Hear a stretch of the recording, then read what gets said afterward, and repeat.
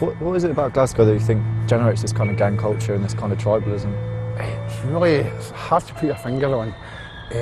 Look, Glasgow's it's a crazy city at times. There's areas where you can't venture into. I think authorities have just turned a blind eye to it, basically. Do you regret anything that you've done? I'm too old to regret. You make your own bed, you've got to lie in it.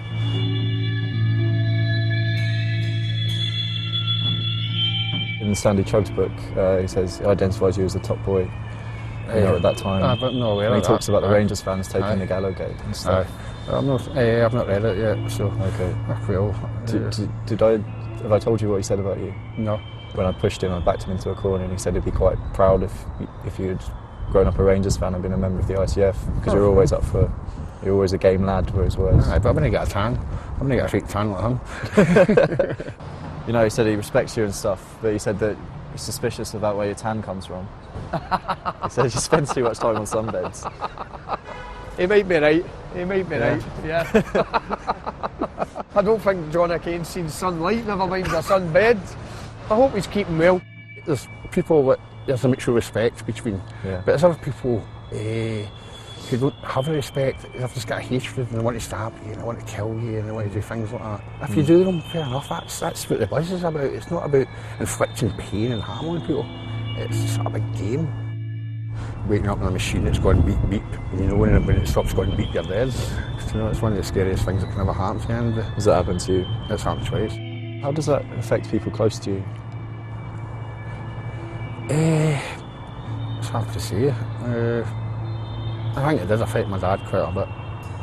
How about your own children and family? Touch wood, they're good children at the moment, but I wouldn't want them to get involved in anything that I've been involved in.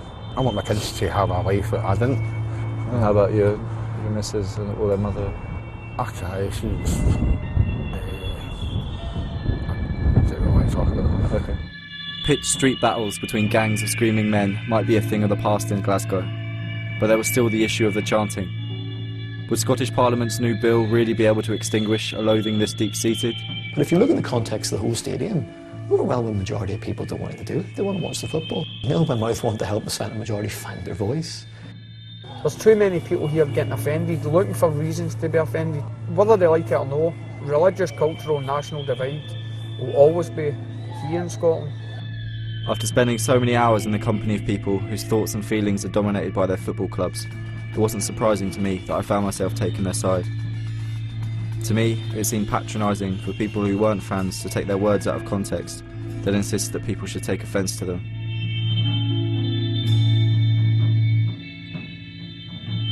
After the win on Derby Day, Celtic's fans had celebrated as if Rangers would never be top dog again. I thought finality like that didn't exist in football, but a few weeks after the game, Rangers were forced into administration by an unpaid tax bill of £9 million.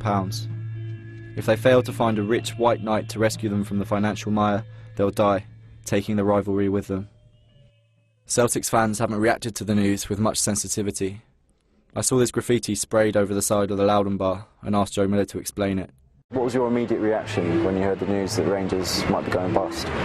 Jelly and ice cream was my immediate reaction. Can you explain the jelly and ice cream thing for people that might not understand? Well, a group of guys used to always say we're having a party when Thatcher dies, and then it kind of carried on jelly and ice cream when Thatcher died, and then we went a wee bit further and went, let's have it when Rangers die.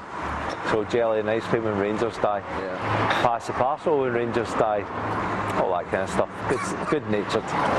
Yeah, jelly and ice cream, that's quite appropriate for Celtic, isn't it? Well, everybody knows about the cover-up of the child abuse in the early 70s with Jock Stein and the directors, allegedly. What would happen to this pub if Rangers went out of business? I would think we would probably closely follow them.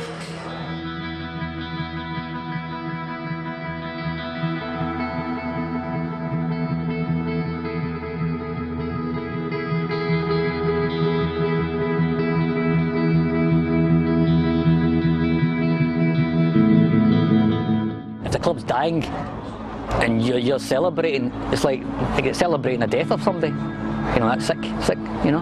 But that's the nature of football fans here in Glasgow. Celtic need Rangers. They just think, okay, if Rangers are close, they can laugh at Rangers fans and think they'll win the league every season. But it'll kill Scottish football, you know. We need two clubs.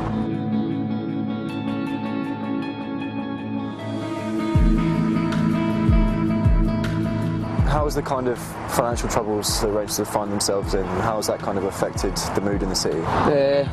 Well, obviously one half's delighted, another half it's been like a death in the family. I have a few close Celtic fan mates and a few acquaintances, and it's been relentless. It's been, yeah, really bad. I mean, how big a hole would it leave in your own life if Rangers were to go to the wall? A massive gaping hole. I've always grown up, always think there'll always be a Rangers for my kids, for my grandkids. 140 years of history, we're not going to give that up all that easy. We will fight to the bitter death, but as we say, I'll follow, and I'm sure a great deal of many thousands will continue to follow as well. No surrender.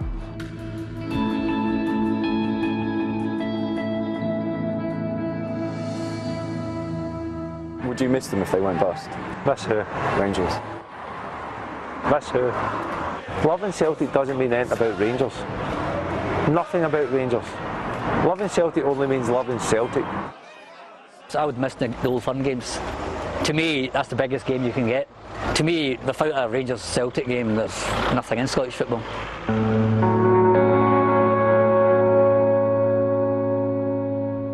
I went to Glasgow an outsider, and I still am an outsider, but I understand the rivalry enough to know that the cliched black and white idea people have of the Old Firm is just ridiculously wrong. There's no doubting that some pretty hateful things have been done in the name of the rivalry, but while it's still here, it certainly makes Glasgow life richer. Savage it may be, but it's become part of the city's humour. Fans here have spent so long trying to get under each other's skin that the rivalry is now embedded beneath the skin of the city. And Glasgow is a city with a very thick skin.